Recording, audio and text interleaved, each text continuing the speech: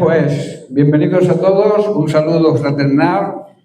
¿Estamos contentos y gozosos? ¿Sabéis qué diferencia hay, no? Entre estar contento, estar alegre o estar gozoso. La alegría es pasajera y depende de las circunstancias. El gozo es eterno y es la alegría en el alma que no depende de las circunstancias. Amén. Bien, vamos a tratar hoy un tema. Ya seguiremos con las cosas que hacemos que a Dios no le agradan, las actitudes peligrosas. Pero hoy quiero tocar un tema que el Señor me dio, pues, más o menos a mitad de semana. Y se titula Si Dios quiere. Si Dios quiere. ¿Cuántas veces hemos oído eso o repetimos esa frase de continuo? ¿Cuántas veces entendemos y le damos la importancia que realmente se merece? ¿Cuántas veces nos preguntamos si esa palabra, esa frase es correcta? Es una frase que es necesaria, pero muchas veces se le da un mal uso, se usa mal.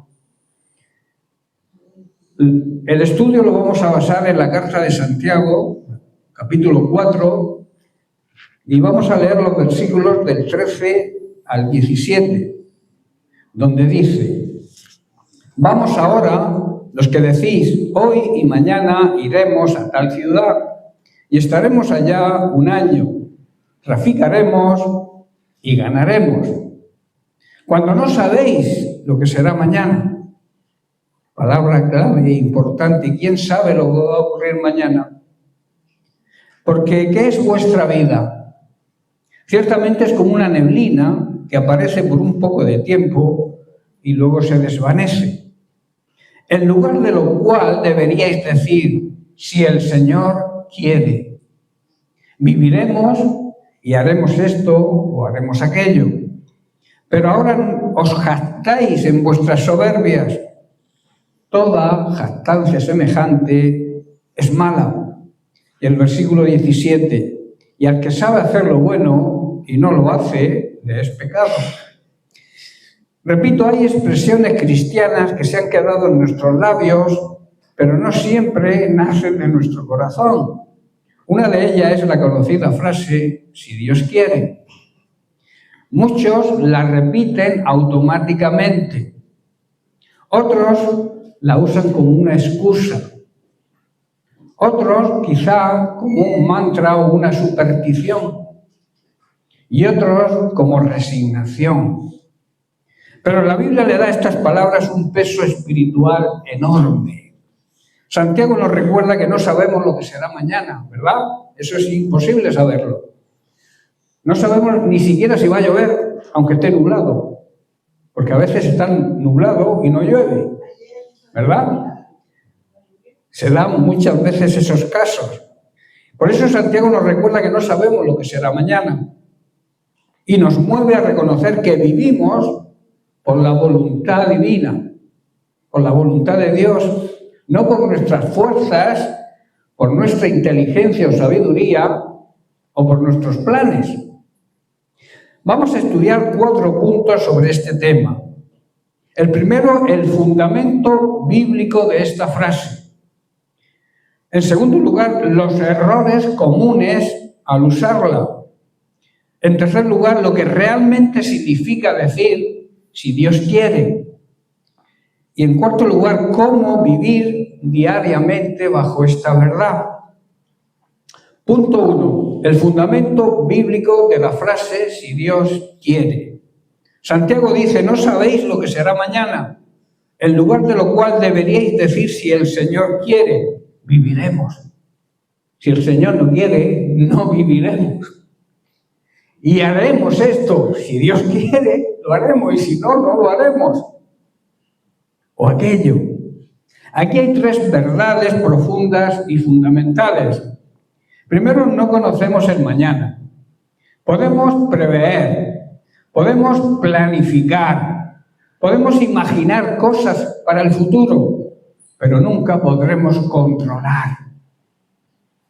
La vida es frágil, El tiempo es temporal. El mañana es un misterio. Y en los tiempos actuales es incierto, es un futuro incierto. Un hombre dijo, para poner una ilustración a esto, el año próximo abriré un negocio y luego me iré de viaje. Murió 2 semanas después. Tenía planes, ¿verdad?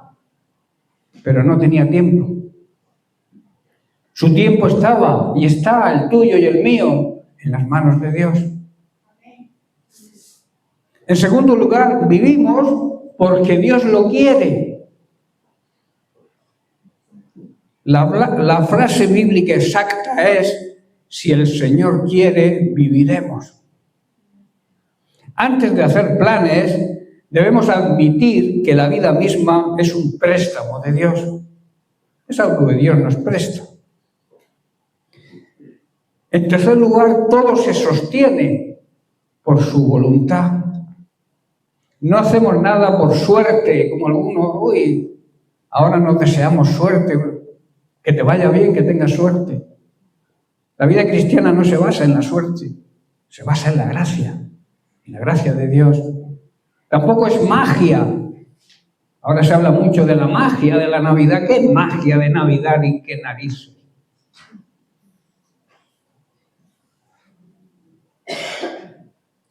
No hacemos nada por suerte, por habilidad o por estrategia humana. Todo depende de su mano amorosa y de su soberanía.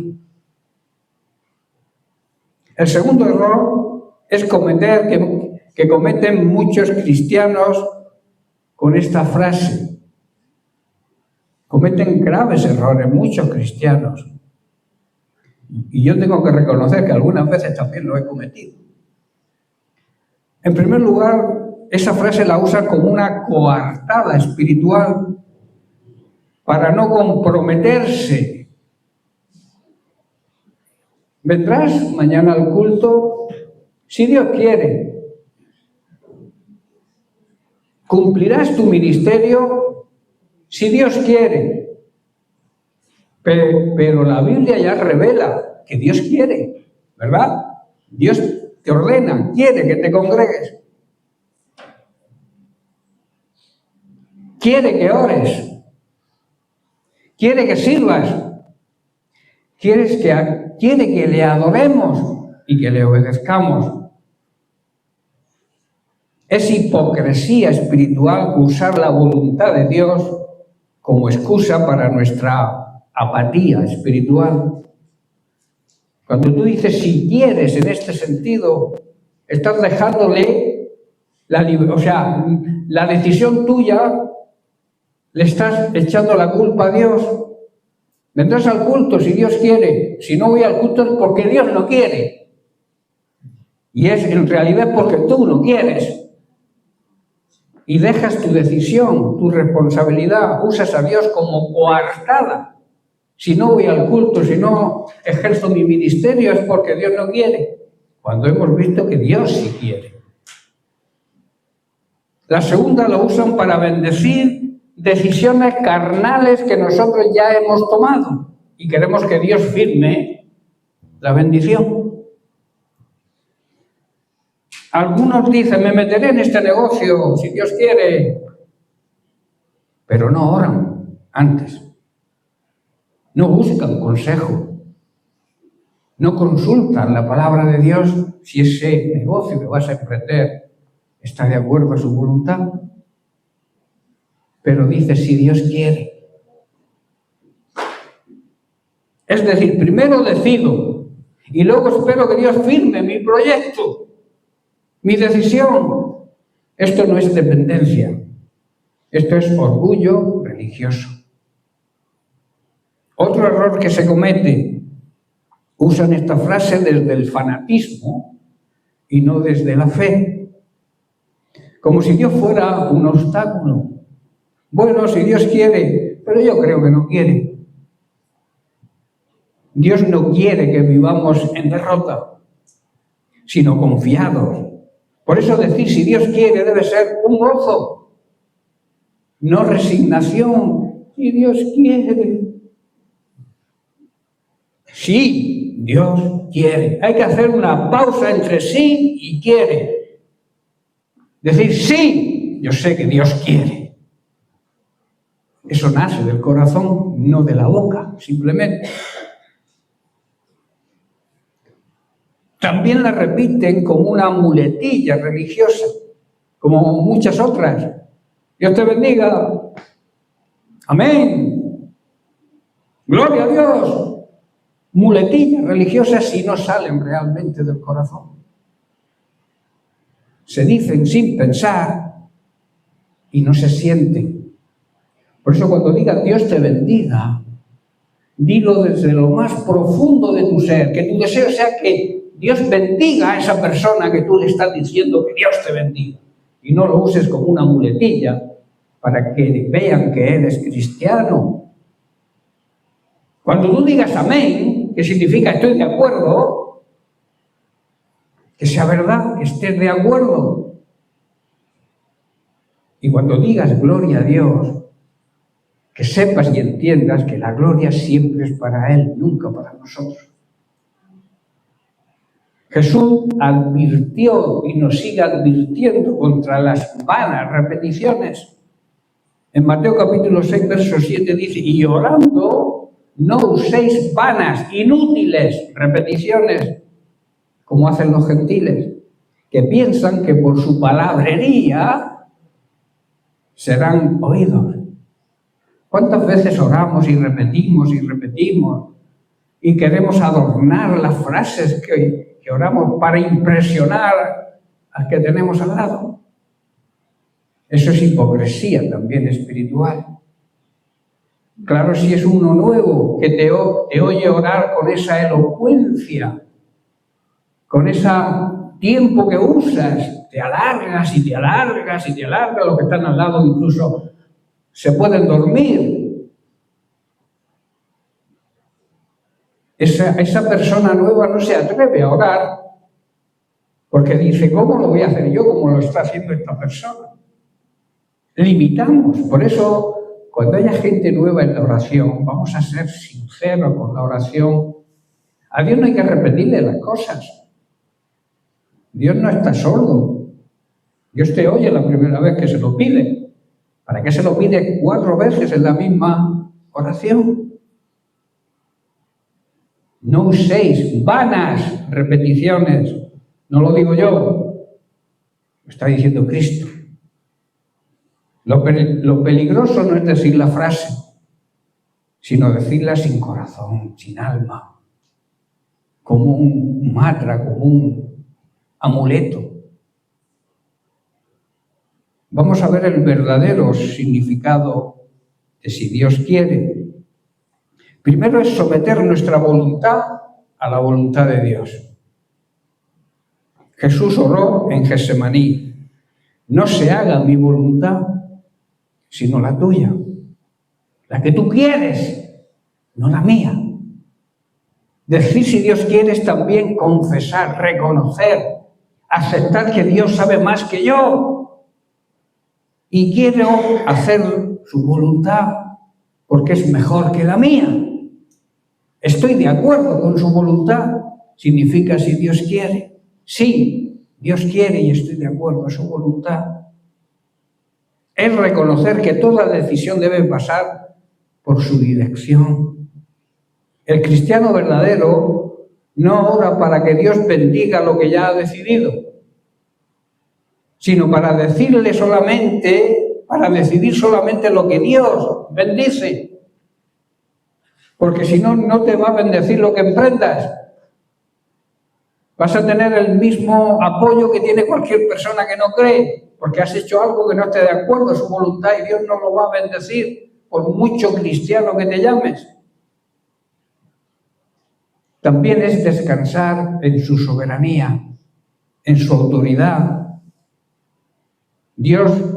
Si Dios no quiere algo para mí es porque no me interesa. Y cuando no me lo da, me protege. Si Dios lo quiere, si Dios está de acuerdo, me va a acompañar en todo lo que haga. A veces Dios cierra una puerta y nosotros lloramos frente a esa puerta sin saber que detrás había un abismo. Dios te cierra la puerta y en vez de darle gracias a Dios te lamentas y te pones a llorar delante de la puerta sin darte cuenta que hay un precipicio detrás que te va a llevar a la caída, a la ruina. También es vivir con humildad y no con autosuficiencia. Santiago llama arrogancia al planear sin contar con Dios. Cuando digo si Dios quiere con sinceridad, estoy confesando, yo no controlo mi futuro, yo no soy dueño del tiempo, yo no gobierno mi vida, Dios es Dios y yo no. Por eso cuando decimos si Dios quiere, si lo decimos desde lo más profundo de nuestro ser, si lo decimos con alma, con corazón, estamos diciendo que Él controla, que Él es el dueño del tiempo, que Él debe gobernar mi vida y que Dios sigue siendo Dios a pesar de los problemas que yo tenga. ¿Verdad? ¿Lo creemos? Ahora, ¿cómo vivir bajo esta verdad? Estas son como unas aplicaciones prácticas para nuestra vida. En primer lugar, tenemos que orar antes de tomar cualquier decisión. Que a veces tomamos la decisión y después oramos. O sea, hacemos lo que yo suelo decir, poner el carro delante del burro. Y así el carro no anda. Hay que poner el burro delante para que tire del carro. Lo primero siempre es lo primero, y no lo que yo creo que es primero. Orar, repito, antes de decidir, no después de meterte en problemas. Antes, por ejemplo, de firmar un contrato, ponte a orar si lo que vas a firmar está Dios de acuerdo. Antes de entrar en una relación de amistad, de noviazgo, no te unas en yugo desigual, dice la palabra de Dios. Para los jóvenes que están en edad de casarse o de echarse novio o novia, una advertencia que va a marcar tu vida si no la obedeces. No te unas jamás en alguien que no cree si tú crees, porque vas a tener problemas. A veces pensamos, no, yo me gusta esta chica, me gusta este chico y yo voy a hacer que se convierta. Peligro. La manzana podrida envenena a la sana. Llevar mucho cuidado con eso. Primero que se convierta y después le pide relaciones. Ese es el orden de Dios. Eso es poner el burro por delante del carro. ¿Estáis entendiendo, jóvenes? ¡Jóvenes! ¡Ay! Antes de cambiar o de aceptar un empleo, también hay que orar. A ver si es la voluntad de Dios que yo cambie de empleo o que yo tome un empleo nuevo.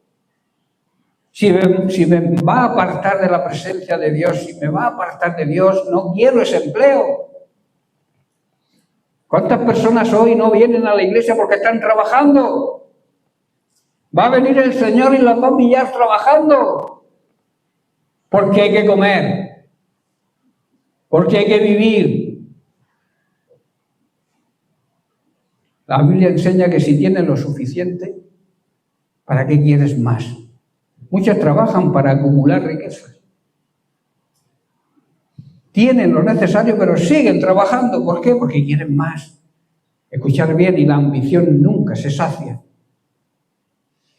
Es algo que te come, que tiene hambre insaciable. No se va a saciar jamás con lo que tengas, va a querer siempre más.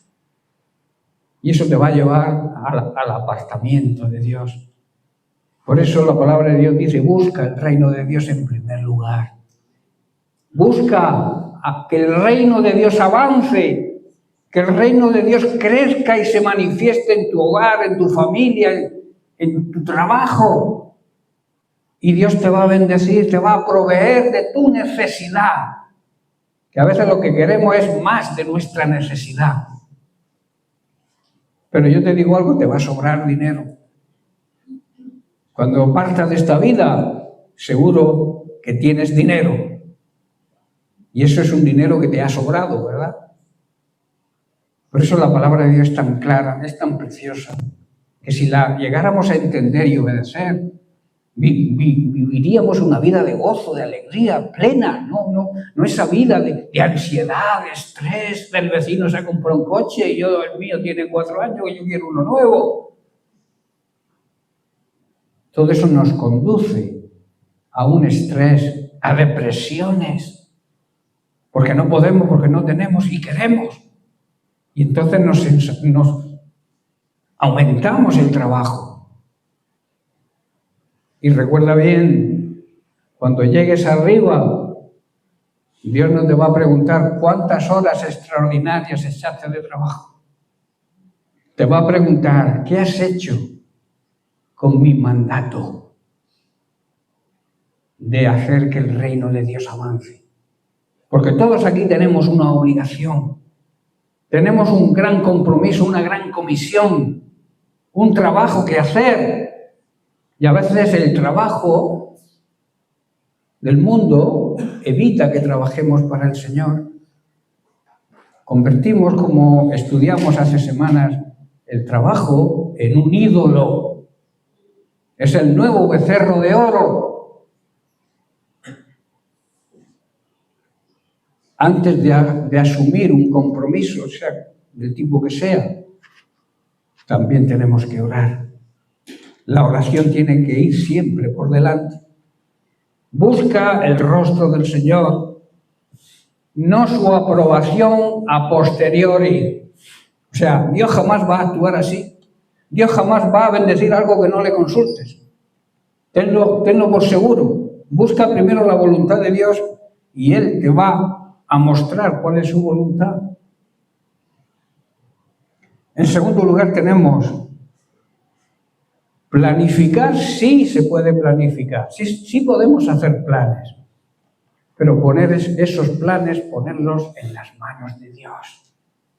A ver si Dios está de acuerdo con ese plan que tú tienes. No se trata de improductividad espiritual, se trata de que dependemos de Dios. Y eso es humildad, reconocimiento de nuestras debilidades, por mucho que sepamos, por mucho que tengamos, por mucho que nos creamos que somos, dependemos de Dios. Porque todo está en sus manos, Él gobierna todo. Y Él es el dueño del tiempo. Salomón dice en Proverbios 16, verso 3, encomienda al Señor tus obras y tus pensamientos serán fortalecidos. Lo que pienses va a ser de acuerdo a la voluntad de Dios si tu mente está abierta a recibir de Él. Si ponemos todo lo que hagamos en manos del Señor, ten por seguro que tus planes tendrán éxito. Y si no, serán un fracaso. A la corta o a la larga serán un fracaso. Si planificamos fuera de la voluntad de Dios. En tercer lugar, también tenemos que aceptar cambios inesperados, cambios que no contamos con ellos, cambios que no están dentro de nuestros planes. Cuando tus planes se vienen abajo, Dios no te está castigando, está corrigiendo tu rumbo equivocado. ¿Estáis entendiendo? Si tú planificas algo fuera de la voluntad de Dios y eso acaba en fracaso, no es un castigo de Dios, es que Dios te está reconduciendo por el camino correcto.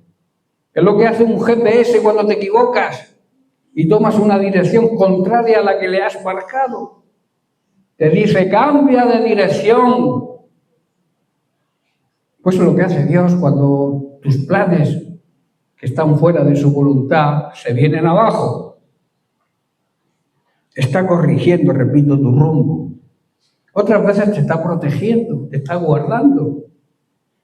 y otras te está preparando para algo mejor. Tampoco debemos usar la frase para esconder la desobediencia. Si no quieres hacer algo, dilo, francamente. ¿Por qué te engañas? Pero no digas que si Dios no quiere. Lo que Él ya ordenó en su palabra, Dios lo quiere. Vive confiando en que su voluntad siempre es buena. Él quiere lo mejor para sus hijos, quiere lo mejor para ti y quiere lo mejor para mí. Dios, si Dios quiere, no es temor, es descansar en su voluntad, sabiendo que en su voluntad estamos bien porque su voluntad es agradable, perfecta y buena. Dios no falla. ¿Creéis que Dios falla?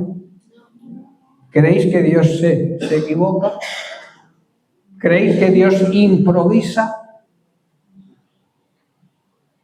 Dios jamás falla, jamás se improvisa y jamás se equivoca. Y Dios jamás te hará daño porque te ama. Su voluntad, como he dicho, es buena, es agradable y es perfecta. Cuando el apóstol Pablo escribe esta frase en Romanos capítulo 12, verso 2, no estaba ofreciendo, digamos, un eslogan espiritual, una frase bonita, sino una realidad a lo que se llega cuando nos entregamos de verdad a su voluntad. Cuando tú te entregues de verdad a su voluntad, te darás cuenta que esa voluntad es buena, es agradable y es perfecta. La voluntad de Dios no siempre va a coincidir con nuestros planes. Ese es el problema, que a veces priorizamos nuestros planes a la voluntad de Dios. No siempre va a coincidir, repito, con nuestros planes, pero siempre va a superar nuestras expectativas. Sus pensamientos siempre van a estar por encima de los nuestros. Sus caminos siempre van a estar por encima de sus caminos. Hay momentos en que el creyente se pregunta: Señor, ¿por qué este camino? ¿Por qué me haces andar por este camino?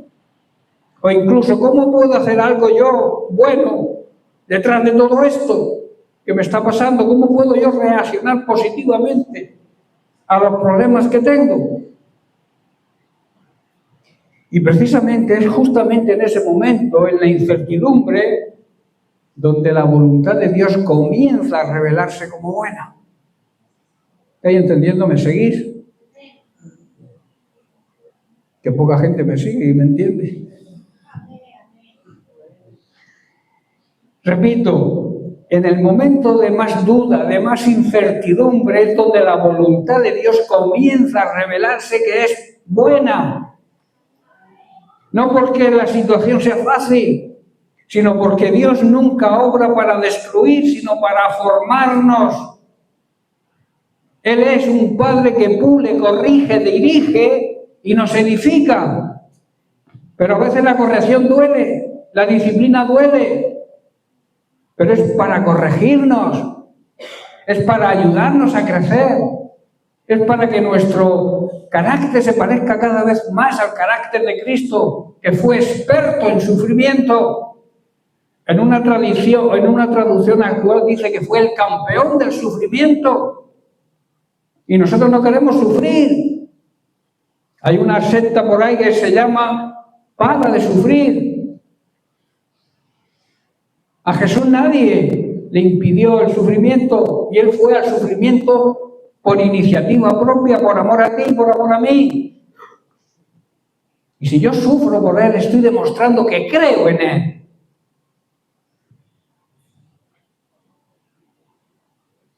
Cuando su voluntad empieza a tomar forma en nuestra vida, entonces descubrimos que esa voluntad es agradable.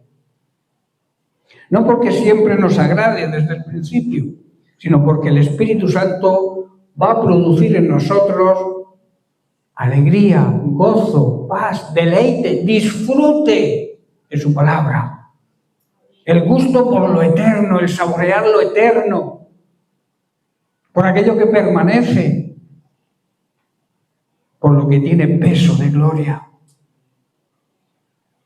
La obediencia que ayer nos costaba, hoy se vuelve gozo cuando obedecemos, cuando vemos que la voluntad de Dios es buena y es agradable. El sacrificio de antes ahora se vuelve partícipe del sufrimiento de Cristo. ¿Estás comprendiendo? Sufrimos por Cristo y eso es un gran privilegio. Y finalmente esa voluntad dice que es perfecta. Esa voluntad no necesita reajustes. No llega tarde ni temprano, llega a su tiempo. No falla jamás. Dios jamás va a improvisar contigo ni conmigo, jamás va a improvisar con sus hijos. Todo lo que Él permite que pase en nuestra vida tiene un plan y tiene un propósito, pero para el bien nuestro, no para nuestra destrucción. Tiene un plan y tiene un propósito divino. Todo lo que Él manda, todo lo que Él ordena, lo ordena con amor. Quien se rinde a la voluntad de Dios no pierde, gana. Y a veces pensamos que perdemos nuestra independencia, perdemos nuestra manera de hacer las cosas, sí, vale. Pero si nosotros sin la mano de Dios no sabemos hacer nada bien, sin Dios en nuestra vida nos va a salir todo mal. La prueba es la sociedad de hoy en día como vive. La juventud es un problema, los jóvenes hoy en día. Yo a veces pienso, dentro de años todos estos jóvenes van a estar en puestos de responsabilidad, van a gobernar sobre nuestros hijos y sobre nuestros nietos. Y los vemos sin ética, sin moral. ¿Qué les van a transmitir a nuestras generaciones futuras? Por eso hay que orar mucho por la juventud. Hay que orar mucho por el país que pertenecemos o el país que nos ha acogido. Orar mucho para que nuestras generaciones futuras sean generaciones que agraden a Dios. Y entonces sus proyectos, sus carreras, sus trabajos van a tener éxito. El mundo, la sociedad, España, necesita a la Iglesia de Cristo actuando. Necesita que nos movilicemos y que hagamos lo que Dios sí quiere que hagamos.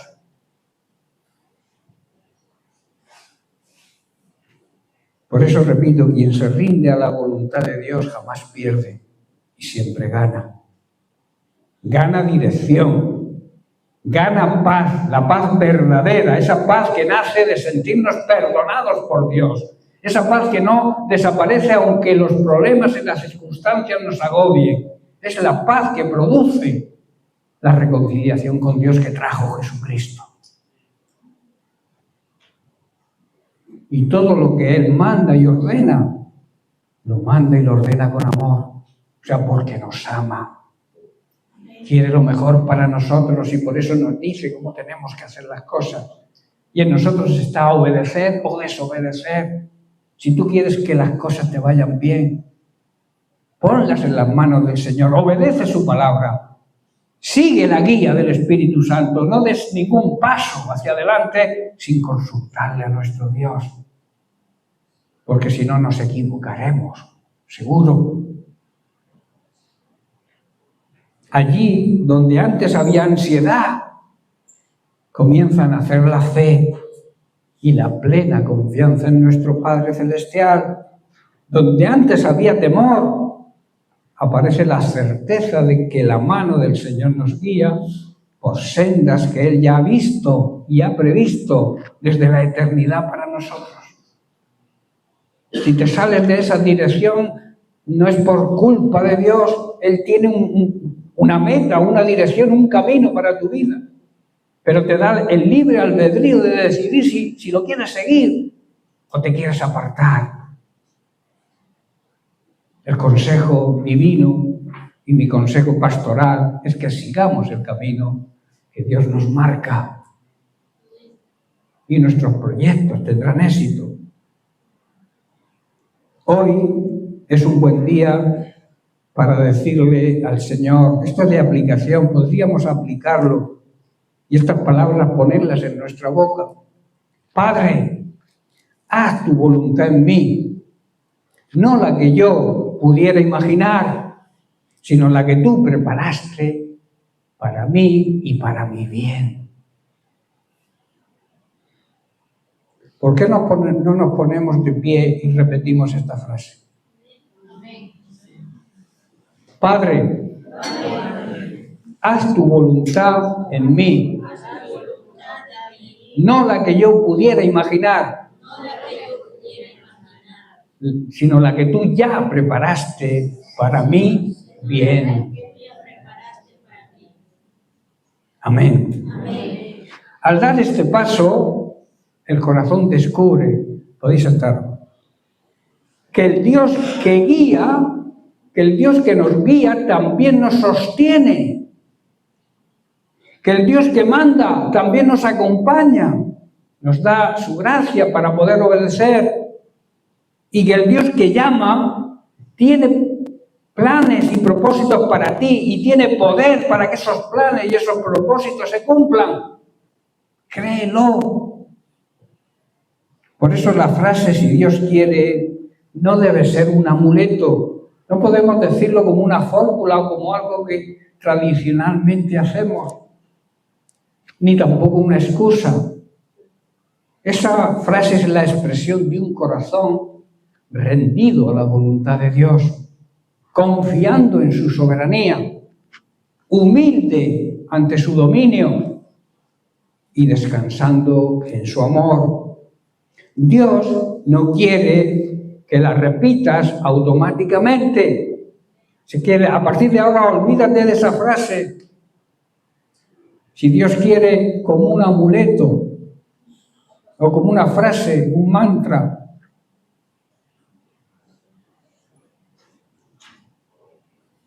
Dios quiere que vivas profundamente, sinceramente y también siguiendo la Biblia, la palabra de Dios. Hacerlo como Él lo dice.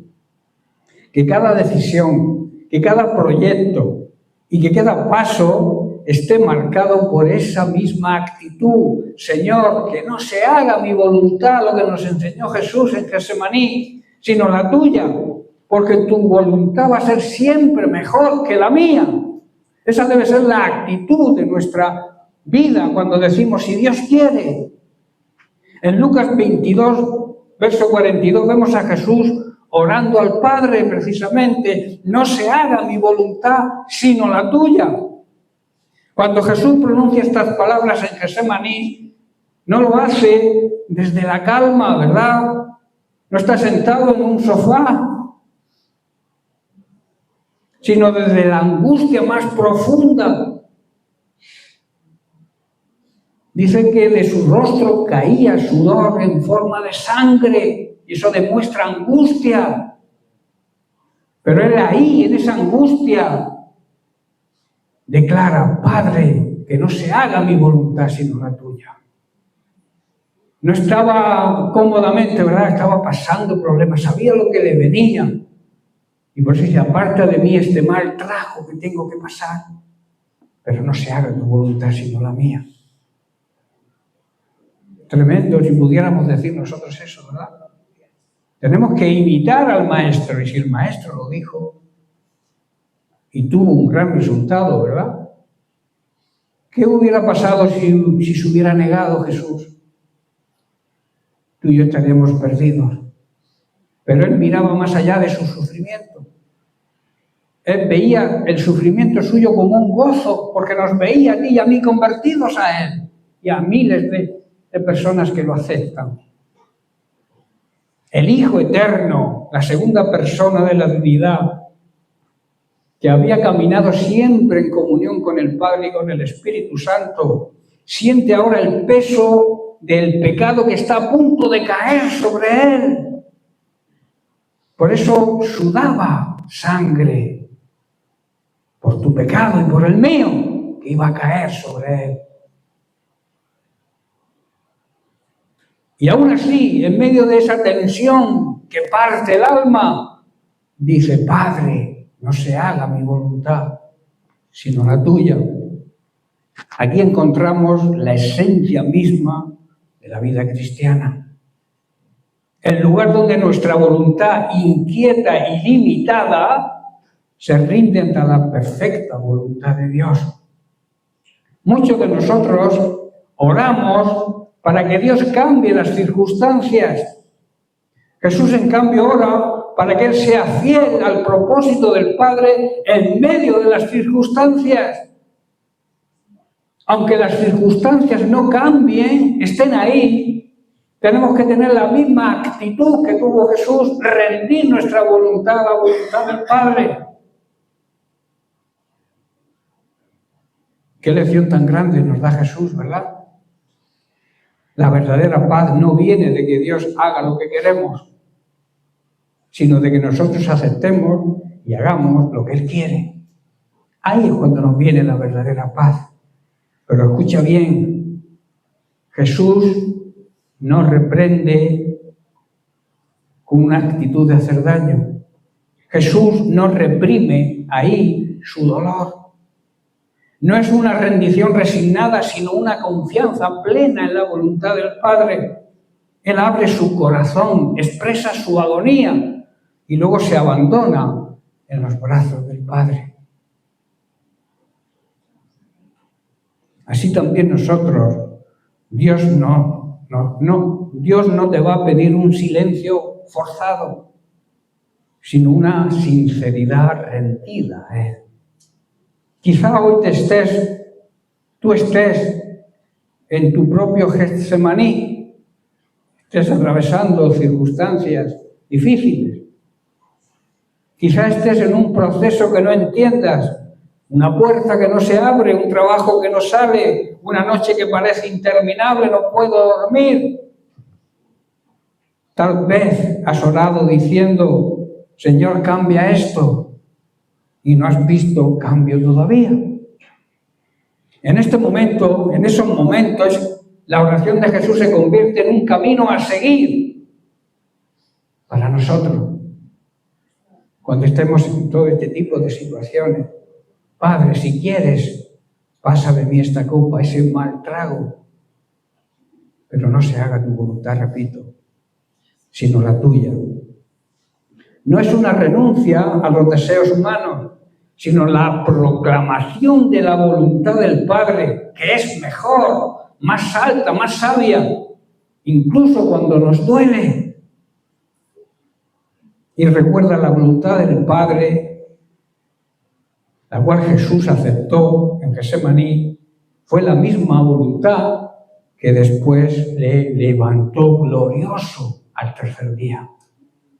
La misma voluntad que permitió su sacrificio y su muerte, esa misma voluntad, a los 3 días lo resucitó. Dios no es deudor de nadie.